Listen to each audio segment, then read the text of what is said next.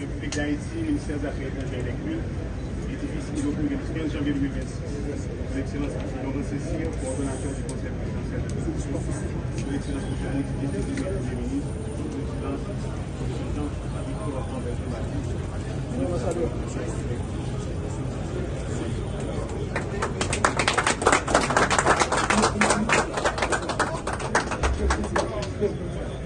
accueille ici aujourd'hui pour l'inauguration de ces nouveaux locaux du ministère des Affaires étrangères et des Cultes. Il s'agit là de la réalisation d'un rêve. Un rêve nourri pendant 16 longues années par toutes les filles et tous les fils de cette maison. Celui de voir les services centraux siéger dans un immeuble beaucoup plus digne. C'est aussi avec un pincement au cœur que je me rappelle en ce moment de la disparition de notre ancien immeuble au bicentenaire.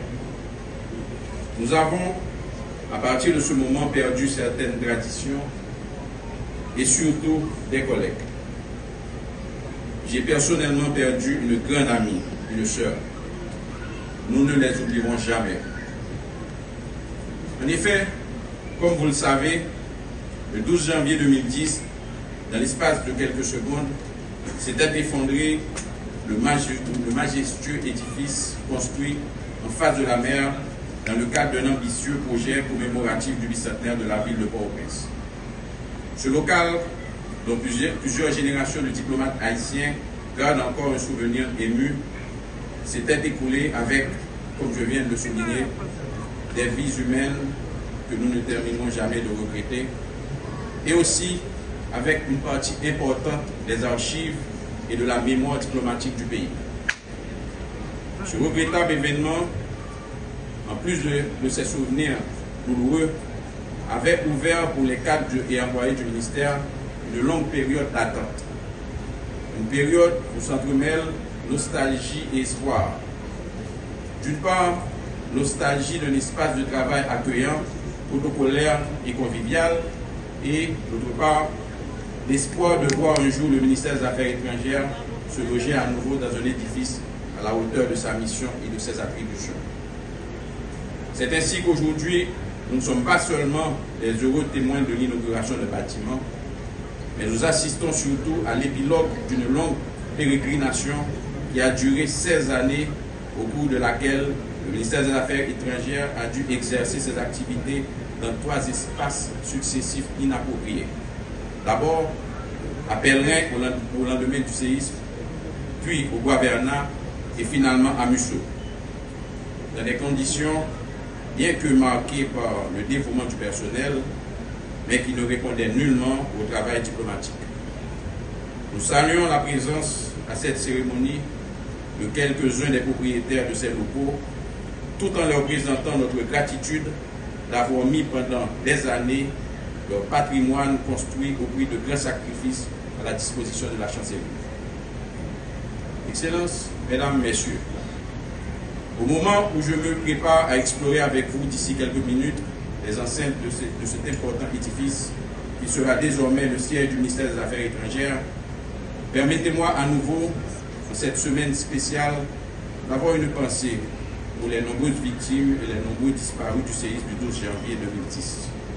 Et de façon toute particulière, nos amis et collaborateurs succombés sur les décombres en s'acquittant de leur devoir de fonctionnaire au service du ministère des Affaires étrangères.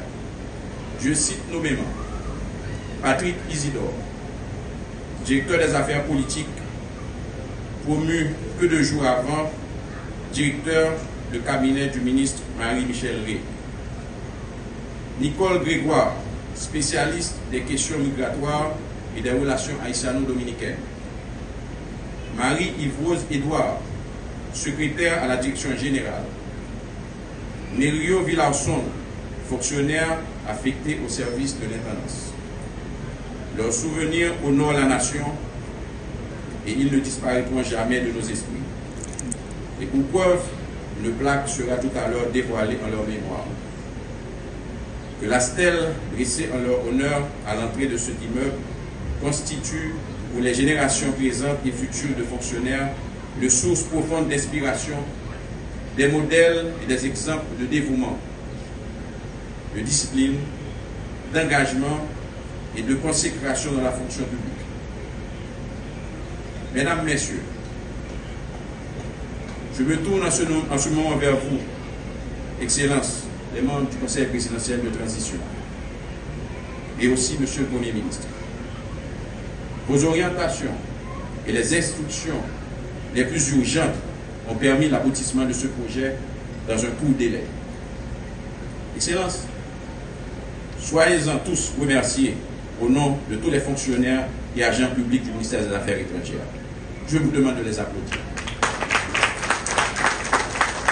Je vous remercie d'avoir autorisé cette acquisition qui traduit votre vision large et moderne de la chose publique.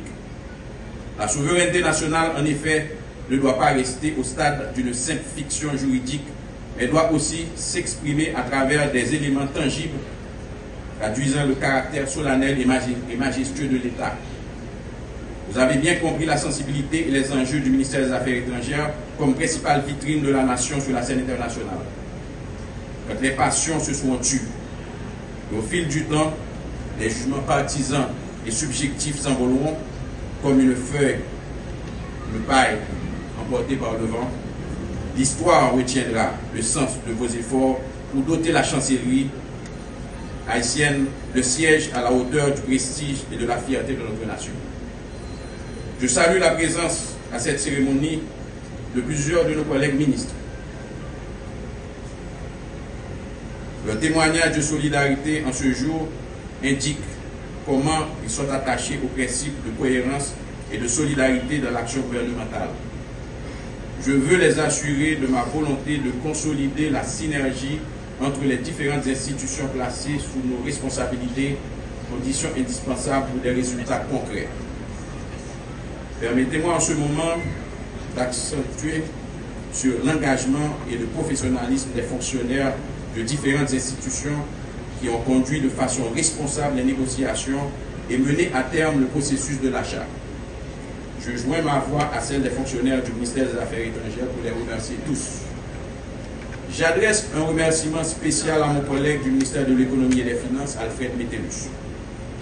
Contrairement à ce qui se dit sur les réseaux sociaux, c'est le MEF qui, en toute liberté, indépendance et autonomie, avait initié et conduit les négociations avec le propriétaire de l'immeuble jusqu'à son achat.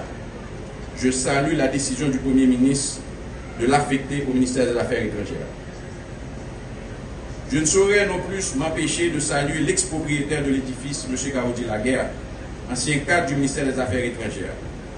Entrepreneur visionnaire, M. Laguerre avait pris le risque de consentir sur d'investissements importants à un moment où toutes les perspectives publiées par les organisations économiques internationales faisaient fuir du pays les potentiels investisseurs. Sa vision stratégique est à la base de tout ce que nous vivons ce matin ici. Mes remerciements vont aussi au directeur général du ministère des Affaires étrangères, M. Christian Toussaint, au conseil des directeurs du ministère et à l'ensemble des membres du personnel.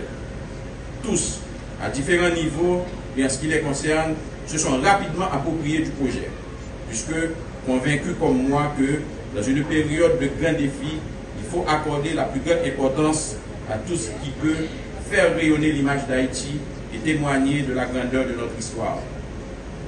Je vous encourage, chers collaborateurs, à poursuivre dans cette voie, car servir la patrie est un honneur suprême. Haïti mérite le meilleur de chacun de nous. Je profite par la même occasion pour vous inviter à traiter ces lieux en véritables gardiens du patrimoine public, à la protéger et à les protéger, et à les valoriser, car le ministère des Affaires étrangères et des cultes est votre première demeure institutionnelle. Ce nouveau local représente pour vous, cadres et employés, l'opportunité de travailler dans un environnement sûr, moderne et digne. Je termine mes propos en formulant le vœu que ces murs soit un lieu d'inspiration, un espace de travail exemplaire, mais surtout le théâtre de grandes décisions et de l'établissement de partenariats fructueux au profit de ceux qui sont les véritables propriétaires, de ceux qui l'ont effectivement financé par le fruit de leur dur labeur, leur taxe, c'est-à-dire mes compatriotes haïtiens. Je vous remercie pour votre aimable attention. Mesdames, Messieurs, cette inauguration marque la fin d'une certaine précarité institutionnelle. Désormais, la chancellerie dispose d'un environnement fonctionnel garantissant à ses cadres et à ses agents des conditions dignes, favorables à la discipline, à l'efficacité et à la performance. Mais aucun bâtiment, aussi moderne soit-il, ne porte de sens par lui-même. À ce titre, ces murs n'auront de valeur que s'ils abritent le travail bien fait, l'éthique du service public et le souci constant de l'intérêt national. Et donc, cet édifice doit devenir un espace où se forgent les décisions, où se construisent les stratégies et où l'action extérieure de l'État s'inscrit avec cohérence et crédibilité au service des priorités nationales. Sécurité, élection, relance économique. Comme je l'ai rappelé lors de la conférence des ambassadeurs, face aux défis actuels, la diplomatie haïtienne doit se réinventer. Elle doit être plus proactive, plus stratégique et diligente. Une diplomatie d'excellence fondée sur la compétence, l'intégrité et le mérite. Une diplomatie moderne, efficace et respectée, capable de défendre avec intelligence et dignité les intérêts de la nation. Une diplomatie appelée à faire rayonner la grandeur de notre histoire et la richesse de notre culture. Pleinement mobilisée pour le développement et le repositionnement d'Haïti au sein du concert des nations.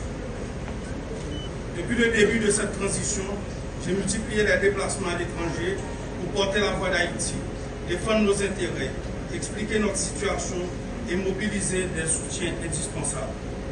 Parallèlement, d'autres ont permis de maintenir ouverts des canaux essentiels et de préserver la voix d'Haïti dans des espaces où elle ne pouvait se taire. Ces démarches ont porté des résultats.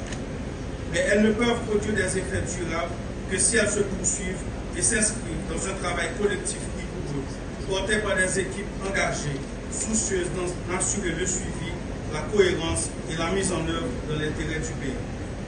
Or, pour sortir véritablement de cette crise sécuritaire et humanitaire que nous affrontons, Haïti a besoin d'aller sur. Nous devons consolider nos relations avec nos partenaires traditionnels, et nous ouvrir résolument à de nouveaux horizons. Il importe d'engager et de maintenir un dialogue constructif dans le respect de notre souveraineté, de dissiper les incompréhensions et de bâtir des partenariats fondés sur la coopération, la solidarité et le respect mutuel. La diplomatie haïtienne doit être à la hauteur de cet impératif, car aucun pays ne se relève durablement en autarcie. Nous devons intégrer davantage de femmes compétentes aux postes de décision, ainsi que davantage de jeunes talents capables de défendre avec intelligence et dignité les intérêts de la nation. L'année 2026 est une année décisive. Elle appelle à davantage d'engagement et d'action pour répondre aux attentes de plus de 12 millions d'Haïtiennes et d'Haïtiens qui aspirent à la sécurité, aux élections et à la relance économique. Je voudrais désormais que chaque cadre, chaque fonctionnaire, chaque contractuel, chaque diplomate qui franchit ces lieux se pose cette question. Que puis-je faire dès aujourd'hui pour contribuer à ce grand chantier national et faire en sorte que les 25 prochaines années soient meilleures que les 25 dernières? Ce que nous déciderons, ce que nous construirons, ce que nous oserons aujourd'hui façonnera l'avenir de ce pays. Peu de générations ont eu à assumer une telle responsabilité à un moment aussi décisif et éprouvant. Mais en regardant ces jeunes femmes et ces jeunes hommes ici présents, et en sachant qu'Haïti dispose des diplomates talentueux, compétents et profondément engagés, avec lesquels j'ai eu l'occasion de collaborer, je garde espoir. Haïti peut et va se relever de cette crise.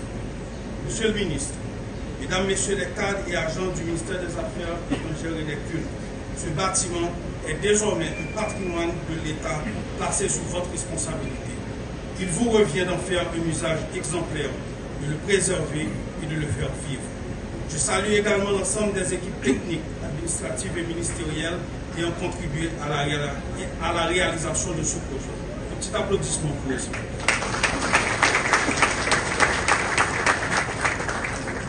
Cette relocalisation est une transition responsable, dictée par les nécessités du moment. Appropriez-vous de cet espace et faites de ce lieu un cadre vivant, pleinement dédié à la diplomatie et à l'intérêt national. Merci.